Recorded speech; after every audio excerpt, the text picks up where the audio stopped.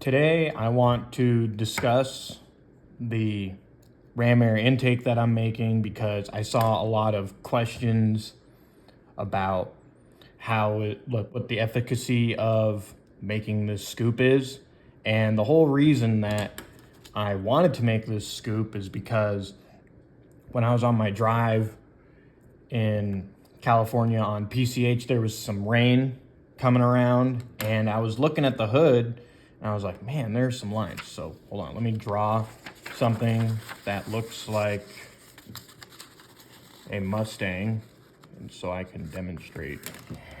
So anyway, what I saw when I was driving, there was a lot of rain, and the rain obviously is heavy, but there were little lines around the scoop. And when the car comes from the factory, this right here isn't even drilled out, and then underneath this little scoop is just the regular V6 hood, and that also isn't drilled out. So there's just like a pocket here where air does not flow.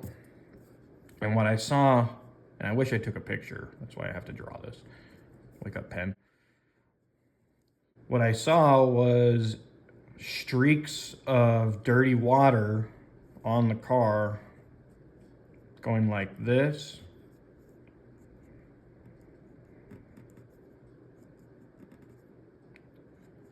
Because I was thinking to myself, like, how does this hood with the V8 hood from I think 2001 and up, how does this hood affect the aerodynamics? Because I'm pretty sure not only is it not functional, I think it's probably worse for the aerodynamics than the V6 hood, just by looking at it. And when I was looking at the water that was left, the water streaks that were left on the car, all the streaks were in the red like this. So to me, the air could easily just go down into this path. Could easily go into this path. We're drawing green arrows now. Right, that was my decision to call this positive, or determine whether there's positive pressure here that I could utilize. Some people were saying that, oh, well, there's a lot of, like, there's only laminar flow right on the surface of this whole car here. And they're right about this. To really capture air into a ram air intake that's facing forward, you should have your air intake maybe here. Like there are a couple Trans Ams from the 70s that have them right here, just little snorkels. That's perfectly fine. I think even the Shelby generation after this has a snorkel right here. Or you have to literally make, like, we're gonna do a 2D profile. We're gonna choose black this time. We're gonna make a 2D profile. And the scoop has to like catch air. There's a car, an AMC SC Rambler, where it's like a barn door, and the scoop is really up in the air. That might be like 4 inches. So I understand all these issues, but I don't know. It's cool making a functional hood. What can you say? Another thing I forgot to mention is there are rock chips on my car, and maybe yours too, right on the leading edge of this scoop. And there was also water buildup. Like I just see drops and they drip.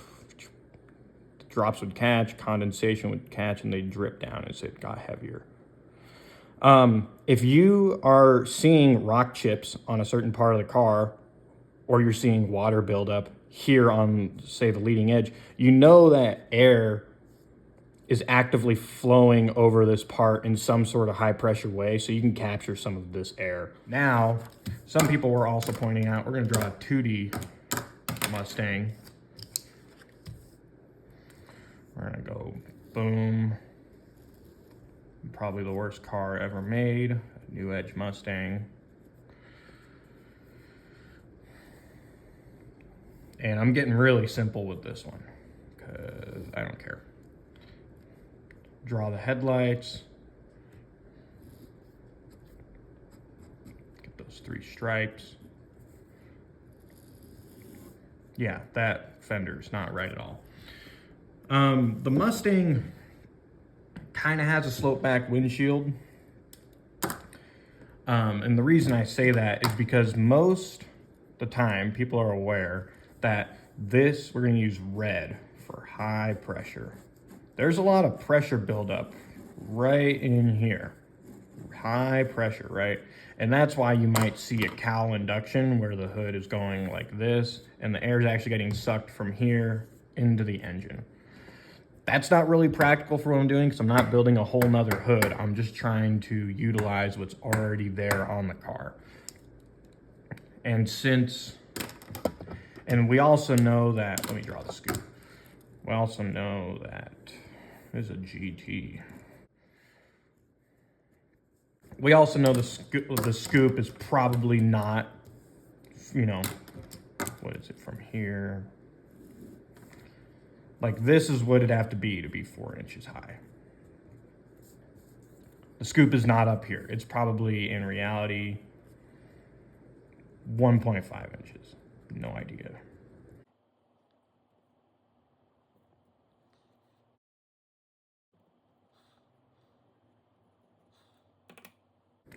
And moreover, there's a lot of green light pressure over on the top of the hood, right? You might get some red pressure over here, some high pressure, lots of pressure over here.